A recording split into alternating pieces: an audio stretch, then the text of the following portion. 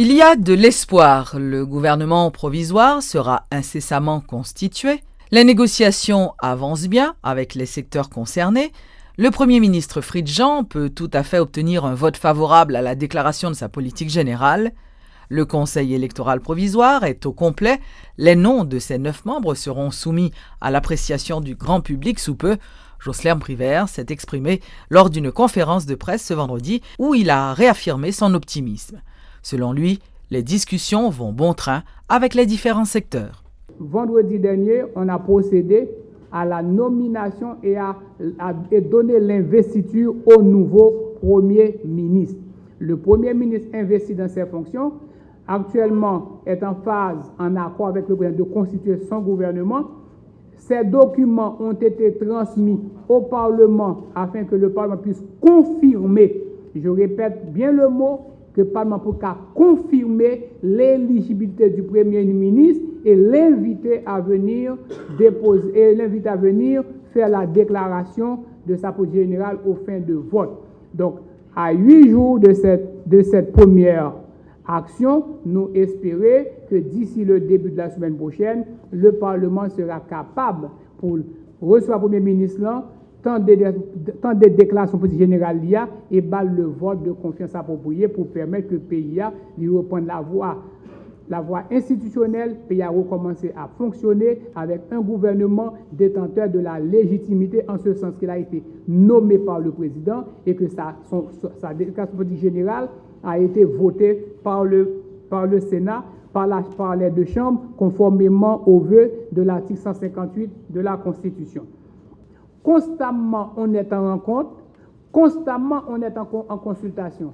Toute rencontre, c'est arriver, dégager un consensus autour du Premier ministre et assurer que le jour où le Parlement relève pour venir faire présentation politique générale, il y a un nombre déterminé de sénateurs et de députés qui disposaient pour battre un vote de confiance. Tout récemment, dans une interview, moi j'ai dit, j'ai la confiance pleine et entière que le Premier ministre, que la politique générale du Premier ministre sera approuvée. Je ne vais pas dire ratifier. Il ne s'agit pas de ratifier le Premier ministre. Il s'agit de voter pour sa déclaration de politique générale. Le Premier ministre est nommé et investi dans ses fonctions. Ça doit être clair pour tout le monde. Il n'y a pas de Premier ministre désigné. Il y a un Premier ministre nommé et investi dans ses fonctions. C'est ce que dit la Constitution et c'est ce que j'ai fait. Si nous devons vraiment aboutir à un environnement de paix, créer l'apaisement, assurez-nous d'une participation de l'ensemble des acteurs au processus électoral, on ne peut pas faire l'économie de cette commission de vérification. Maintenant, il reste à définir les contours de cette commission, sa composition, ensuite le mandat qui lui sera donné. S'il s'agit de créer cette commission, oui, il y aura une commission de vérification. Actuellement, les équipes de mon cabinet travaillent sur l'élaboration des thèmes de référence de cette commission et sur l'étendue de la mission qui sera allouée à cette commission dite de vérification. S'agissant de la commission d'enquête administrative, moi j'étais formel encore. Moi dit que la Constitution haïtienne a créé une institution à laquelle elle a reconnu le statut d'institution indépendante. Cette institution indépendante est chargée de la vérification des comptes de tous les comptables publics, quels qu'ils soient. Il s'agit de la Cour supérieure des comptes et du contentieux administratif. Bien plus, vu l'importance de la corruption de l'action des affaires publiques et ce que ça a sur l'image du pays, et pour assurer la moralisation de la vie publique, par loi, le législateur a créé une autre entité qu'elle a appelée l'unité de lutte contre la corruption. Troisièmement, en matière de lutte contre le blanchiment des avoirs et le financement du terrorisme, il a été créé par loi une autre entité qu'on appelle l'unité centrale de renseignement financier. Donc le système public haïtien dispose d'instruments de contrôle, dispose d'instruments pour assurer que les fonds publics soient bien gérés, dispose d'instruments pour empêcher qu'il n'y a pas de pot de vin de verser à des fonctionnaires qui s'acquittent d'une responsabilité, s'assure aussi que de l'argent sale ne vienne se laver aussi au niveau de l'économie. Il ne s'agit pas de créer une autre commission d'enquête administrative, il s'agit de forcer les institutions publiques à s'acquitter de leurs responsabilités. Tant qu'il y a dialogue, tant qu'il y a espoir, il y a un avantage que je crois que moi gagne et qui te permet que le sénateur te voté comme président et qui te permet que le Parlement, dans sa grande majorité, te élu président, c'est la capacité que je gagne pour me parler avec tout le monde. Et si vous permettez fini, je vais répéter cette phrase du président Getúlio Vargas. Je ne connais aucun ennemi que je ne puisse transformer en quelques heures en un grand ami. Le leader du parti UNIR, Clarence Renoir, est préoccupé par l'application de l'accord du 6 février. Il estime que l'accord a permis d'éviter une catastrophe annoncée pour le 7 février, mais n'a pas conduit le pays à une sortie de crise. Clarence Renoir préconise une transition de 2 ans avec les 2 candidats arrivés en tête des élections du 25 octobre dernier en vue de mettre au point les structures de l'État pour pouvoir organiser de bonnes élections dans le pays. Je vois que cet accord qui nous a évité cette catastrophe, disais-je, ne nous conduit pas à une sortie de crise. Au contraire, le pays s'enfonce encore dans d'autres crises. On dirait que nous avons cette grande capacité nous-mêmes à créer des crises, à les inventer, même là où elles n'existent pas. J'avais dit, nous entrons dans une période de crise et on ne va pas sortir comme ça là-dedans. La contestation a commencé, qui a gagné, qui a perdu, personne ne sait. On dénonce les fraudes et tout. Avec raison ou à tort ou à raison. Alors là, j'ai dit, il y avait 2 propositions. L'une semble aujourd'hui ne plus tenir. J'avais souhaité, j'avais dit, et j'ai travaillé aussi pour ça, je dirais. Politiquement, j'ai rencontré des gens, j'ai parlé à des gens. J'ai dit, pourquoi Jovenel, Moïse, arrivé en première position, et Jude, arrivé en deuxième position, ne dirigeraient pas ce pays pour une période de transition, parce qu'ils sont des légitimes, les premiers dans le classement que le CEP contesté, il faut le dire, que le CEP avait fait. Après épuration, après recomptage, ils sont les premiers. Comme on est dans une période de trouble, personne n'accepte les résultats. Donc on leur confie la direction provisoire du pays pour 2 ans, le temps de tout recommencer, de tout mettre en place.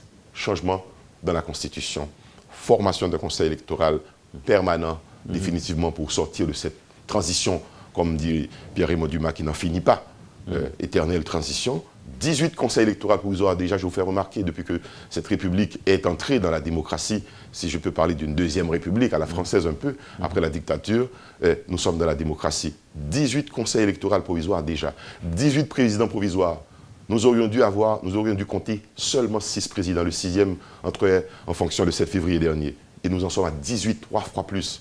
Il y a un mal haïtien à résoudre, donc je dis, prenons le temps. 2 ans pour faire une bonne transition, mettons à nu les problèmes de la République, résolvons-les ensemble et repartons avec une nouvelle conviction, avec de nouveaux projets, avec un nouveau pays et surtout de nouveaux hommes et de nouvelles femmes. Mais j'attire le regard des Haïtiens sur le fait que ce pays a besoin d'autres voix au pluriel pour parler pour le pays, avec plus de sagesse, plus de sens de conciliation dans le discours. Pas moins, mais du tout, éliminer la menace. Il nous faut chercher des gens plus vertueux dans ce pays.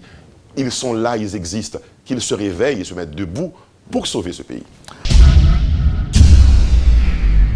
Michel-Ange Gédéon, le nouveau directeur central de la police administrative, a visité ce vendredi les locaux du corps d'intervention et du maintien de l'ordre CIMO. Il voulait, avant tout, s'enquérir des conditions de travail de cette unité spécialisée. Il faut dire aussi que le commissaire Paul Ménard, responsable du CIMO, a profité de cette occasion pour soumettre à Michel-Ange Gédéon son cahier des charges. Chef, généralement, il y a toujours un problème, on a des problèmes, et puis on travaille sur eux. Donc, on va dire dans le cadre de promesses. C'est le même forme de problème qui est dans toute institution. Donc, directement ou bien spécialement pour une spécialisée que sous commandement.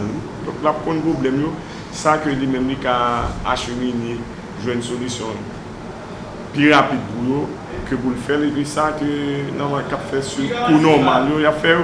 Si moi, il y a généralement problème qui traverse toute institution même. Il y a problème ressources humaines, il y a équipement, Donc, il y a autant de problèmes, mais ça va dire que c'est eux qui ont handicapé le travail. C'est même je suis dit si je manque de véhicule, je dis oui, je manque de véhicule. Si je dis si j'ai besoin personnel, je dis oui, j'ai besoin personnel parce que tout autant que si je gère foule anti-émeute, j'ai un dispositif qui a 100 personnes qui barrent, ça, moi j'ai un niveau de force que je même besoin d'utiliser. Donc, tout autant que effectif, mais j'ai un effectif là, il est soufflé. Si ça arrive, à gérer 5 manifestations dans une journée. Donc, imaginez, je demande le président et là, on a une unité spécialisée, arrive un moment, selon la conjoncture, travail, c'est là où les pas qui sont jour congé, il doit révoquer tout jour congé, tout congé annuel, toute permission. Donc, là, ça, effectif là, est soufflé. Mais quand il y a là, si je gagne pile, moi, je gérer, je faire roulement. Donc, c'est le même genre, donc, effectif, équipement, et puis conditions sociales policières. Donc, c'est autant de problème. Dans l'affaire Clifford de Brandt, certains avocats de la défense ont demandé au juge Jean-Wilner Morin de se déporter du dossier des accusés. Pour cette 8e journée de procès ce vendredi, les avocats de la défense ont estimé que les droits de leurs clients étaient bafoués. Le juge en siège, pour sa part, a rejeté cette demande, ainsi que celle permettant à la défense d'interroger l'ex-secrétaire d'État à la sécurité publique, Réginald Delva. En réaction, les avocats de la défense ont quitté l'audience. Le procès doit toutefois reprendre lundi. Le méchant fait toujours une œuvre de trompe, dans le sens que je pense que le réseau ça est tellement bien prié, c'est tellement de gens qui étaient victimes, tellement de gens qui étaient souffrus, tellement de gens qui étaient décapitalisés, tellement de gens qui étaient peut-être même endeuillés. Donc je pense que toutes conditions étaient réunies pour que nous avons finalement commencé à gagner des noms. Parce que nous n'avons pas gagné aucun nom. Et d'ailleurs, dans des rencontres que j'ai faites avec des CPJ avant, avec le chef de la police avant, qui était Marion André Sol, avec Godson Aurelius, pas jamais gagné de nom que vous êtes arrivé, mettez sous peut-être des nègres qui étaient en cagoule, soit victimes d'un dossier, c'était 4 personnes, c'est 6 personnes, mais chaque enlèvement qui était fait, bon, et ouais, il était fait. Et c'est là qu'il fallait être patient pour que nous ayons collecté toute erreur qui est faite, soit sur le terrain, soit à partir de témoignages victimes. Moi, bureau, c'est collecter informations, rassembler toutes peut-être données qui sont capables de permettre que nous comprenions mieux le mode opératoire réseau. Le temps interpellé et Clifford comité là. Et M. Edner comité sur place. D'ailleurs, il était en conversation avec M. Clifford Brandt et son avocat, M. Patrick Vandal, qui était sur place. Et pas de rien qui était laissé au connaître, c'est seulement leur un téléphone. Et c'est la raison pour laquelle, supérieur de magistrat, moi je dis que peut-être que je dis qu'il y a un secret, mais moi-même, je suis convaincu que le téléphone Clifford Brandt, c'est des boîtes secrètes. C'est des boîtes secrètes. C'est la donne pratiquement nous commençons à joindre information me concernant. Mais c'est peut-être là que moi-même pense que toute réponse là-dedans. Parce que personne ne connaît Omé, personne n'a de confirmation et de rapport que nous recevoir, de implication, de nom, seulement à partir du téléphone que je suis capable de dire qui a été récupéré miraculeusement, selon ça la police de Vindine. Nous sommes obligés de laisser le tribunal. Donc, pour le respect que nous devons à votre tribunal, nous vous avisons de cette décision magistrat. Merci. Donc, nous ne va jamais chercher qu'on est pour qui ça. Qui est-ce qui met là? Non, ça c'est la police, certes. La police fait travail. Je crois que la police fait vite joindre information. Et même par contre qui suit vite fait au niveau légal de Kaela, même qu'on est que l'opération a continué et l'enquête a continué. Mais en ce qui a demandé qui est-ce qui met et détails, c'est ce que j'ai lu dans le rapport de la PNH, mais moi-même, je ne connais pas et apparemment, selon le rapport, là, son cas qui a été loué, de ça que nous-mêmes, que nous comprenons dans le rapport de la police. Là. Mais la police est toujours libre de mener l'enquête, sans influence. Nous juste que quand même, il fait acheminer le vers ministre là, et même pas via le secrétaire d'État. Le ministre reçoit le rapport directement de la PNH. Moi-même, tout simplement, si le ministre a demandé, mon bagage, me consulter avec lui, mais rapport police, c'est police, ministre justice, mais pas via le secrétaire d'État de la sécurité publique. Merci, M. Delva. Merci, magistrat. L'audience est suspendue jusqu'au lundi de la semaine prochaine. La Fondation Digicel s'apprête à célébrer ce 5 mars son 9e anniversaire. Josapha Gauthier, directrice de l'institution, pour marquer cet anniversaire, s'est jointe à la Croix-Rouge haïtienne afin d'organiser une journée consacrée au don du sang pour motiver les potentiels donneurs. Aujourd'hui, on fait Fondation 9 ans et dans la Fondation, nous avons toujours fait un anniversaire et nous avons dit que nous avons fait une fête qui est différente. Dans le sens que nous avons fait en fait nous-mêmes encore pour nous montrer que nous voulons c'est des volontaires, nous faisons des actions civiques pour le pays. Et c'est pour ça que nous invitons un paquet de monde, inviter toute la population pour venir bailler ça. Nous connaissons dans le pays seulement, il y a besoin de 150 pochettes de sang par jour et il y a seulement 76 qui sont disponibles. Donc ça veut dire que il y a un monde sur 1000 personnes qui baillent ça. Pour cela, nous invitons tout le monde à venir bailler ça. Ça veut dire que nous-mêmes, nous travaillons en collaboration avec Croix-Rouge haïtienne. Croix-Rouge haïtienne lui-même, il fait tout le contrôle là, l'inviter tout le monde, quel que soit nous-mêmes qui l'a fait interview, on attend nous pour nous bailler ça, parce que bailler ça, c'est un programme qui doit rentrer vraiment dans la manière de vivre haïtien. Parce que chaque fois que nous avons un problème, nous sommes obligés de chercher des gens dans le quartier, nous sommes obligés de chercher des familles pour nous dire qu'on a le bail sang. Mais il y a un pile de monde qui mourit parce qu'ils n'ont pas besoin de sang. Et nous pas jamais entendu que bail sang quand tuer monde. Au contraire, il y a des gens qui ont un sang qui est trop riche, le bail sang, ça aide les gens. Parce que aujourd'hui, on va venir en bonne santé, peut-être que demain, il est capable malade et il a besoin de sang. Donc ça veut dire que son bagage qui pour entrer dans la culture.